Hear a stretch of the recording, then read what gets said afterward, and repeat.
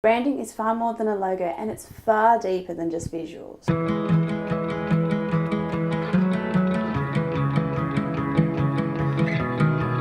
And it's important, if not critical, to consider branding if you want a successful blog. I'm Tabitha Emma, and in today's video we're going to talk about how to brand your blog and what you need to consider. So if you blog for your business or just to show off your creative world, then be sure to subscribe to this channel because I'll be talking a lot about branding tips, design and blog design tips, and get those creative juices flowing so that your blog can attract your ideal readers. So firstly, what exactly is branding?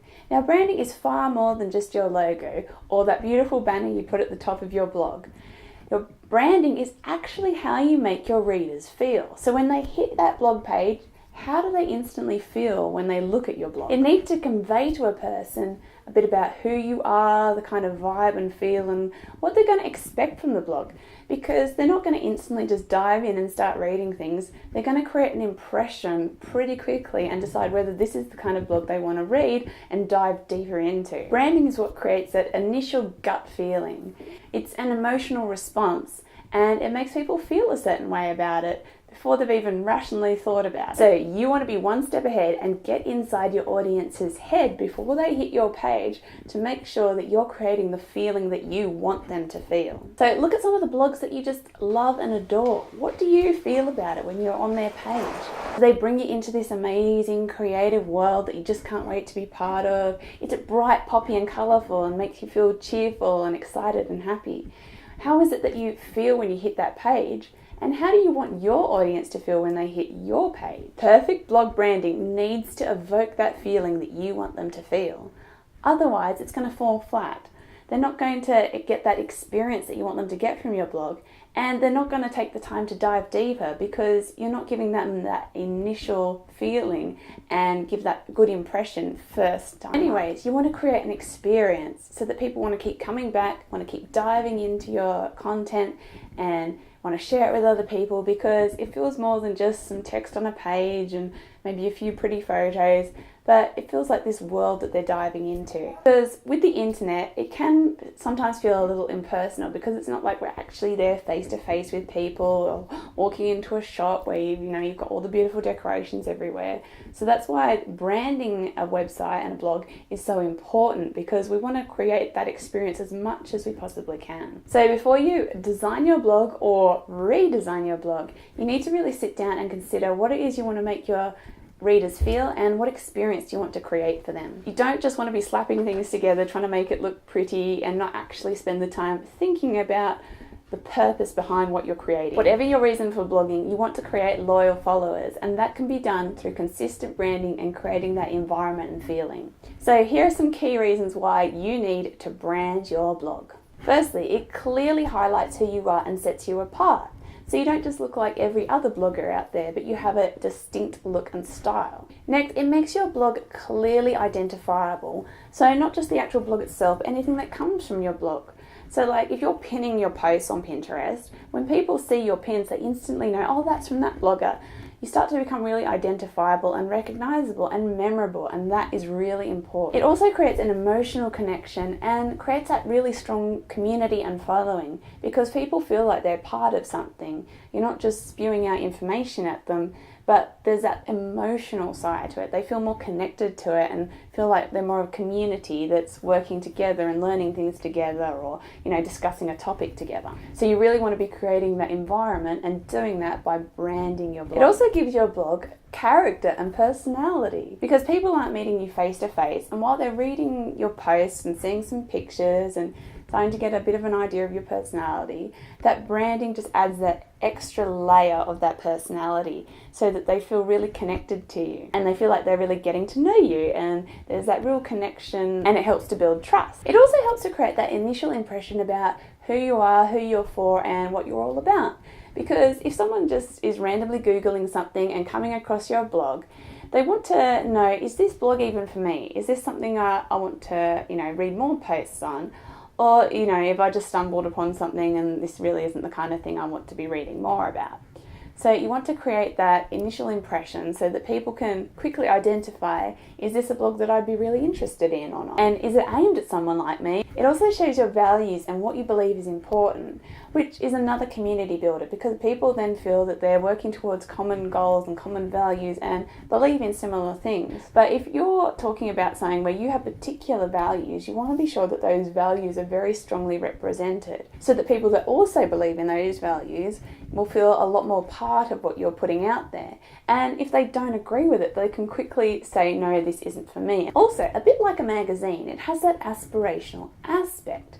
So think about a magazine. It's not completely on the person who's reading its level. It's sort of that little bit higher, or even sometimes a lot higher than where they are right now, because it's like this dream world. They're reading about, you know, the kind of thing that they really want. And so your blog is also doing that. So you're creating this environment in this world that's like, that's what I want.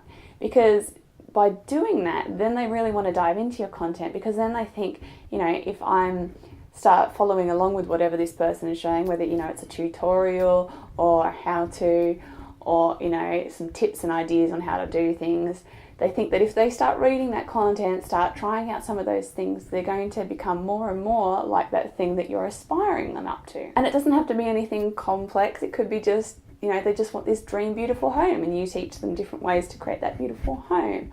Or maybe they want it to be more organised, and you're teaching them all about different organisational habits. So it's got that aspirational element of you're helping them to get to where they want to be. And then expert status. So by branding your blog really beautifully and thoughtfully, people will see you as more of the expert, the person to look up to. If your blog looks a mess and, you know, untidy and cheap and, you know, not really thoughtful and careful, then they're just going to think you're just some little hobby blogger that's just, you know, putting up random stuff, or, you know, you're just sharing random family things.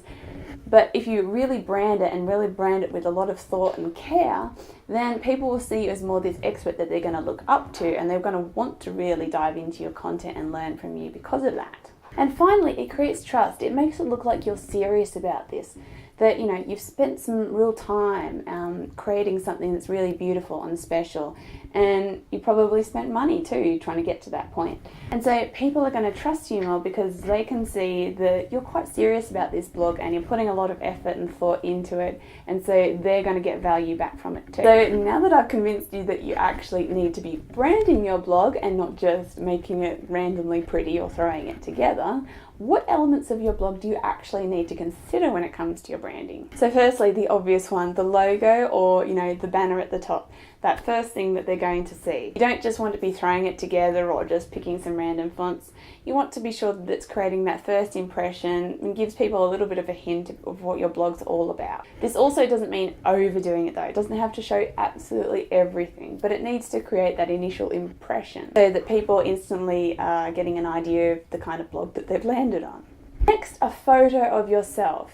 Now, don't be scared. I know some people just don't like sharing themselves. They get a bit funny about that, but it creates that connection with your readers. People want to know who's behind the blog. They want to, you know, connect with you. They want to get to know you. They don't just want to be reading your words. They actually want to know who you are. So put a picture up, and don't make it a silly picture where, you know, your head's really far away, hidden under a hat, and they can't even actually see you.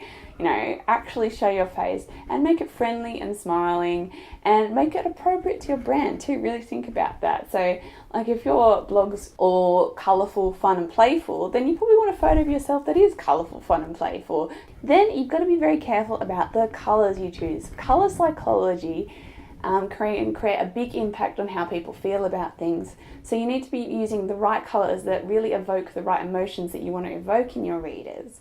So take the time to research that. Don't just simply pick your favourite colours. Actually research how certain colours make people feel. Maybe even test it too, you know. Maybe put out a poll on your social media like Facebook or Instagram and ask people what colours they resonate with the most, because you want to be sure that those colours are creating that feeling straight away when people are on your blog, and every time they read a post that it's creating that feeling and vibe around it too. And of course, all the graphics. So, you know, your pin images, all the little bits and pieces, whether it's what's on your sidebar, little graphics you put under titles for quote pulls, whatever you're doing to make your blog beautiful, make sure that you're considering absolutely everything.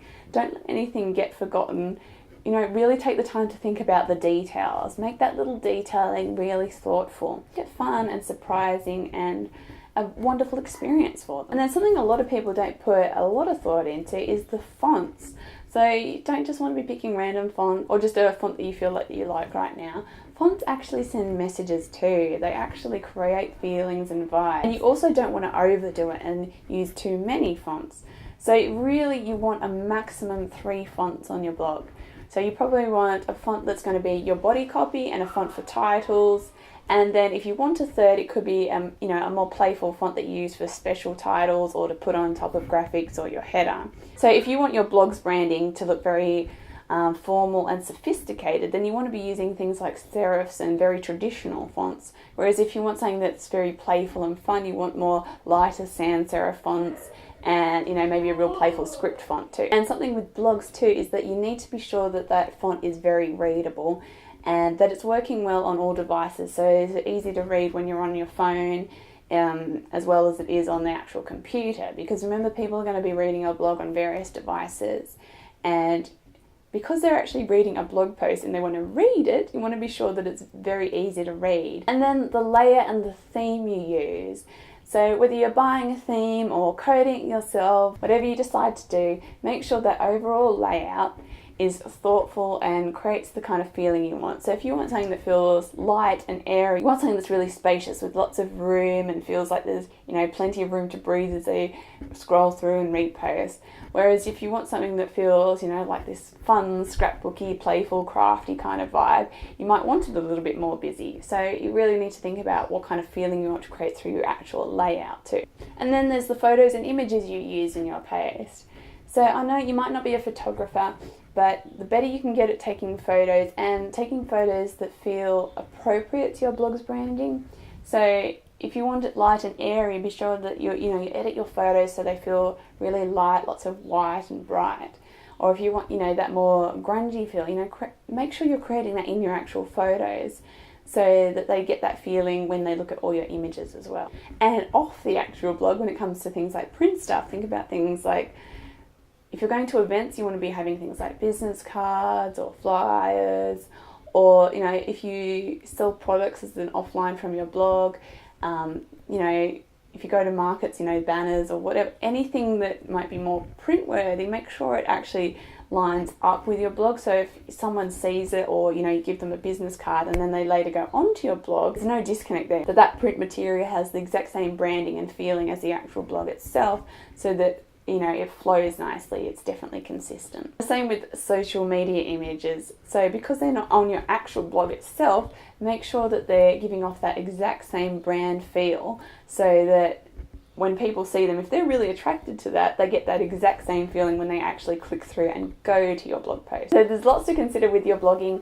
and you want to create a blog that is beautifully branded and well considered, and that people feel that feeling and connection to. And if you want to learn more about designing your blog and making it one that is really beautiful, there's a link down in the description to get a free PDF download which goes through 8 different ways that you can make your blog a little bit more beautiful, so that it really connects with your audience even more. And don't forget to subscribe to this channel, because I talk all about branding, web and blog design, graphic design, and creativity, so that I can support you in that creative journey. Thanks again, and see you next time.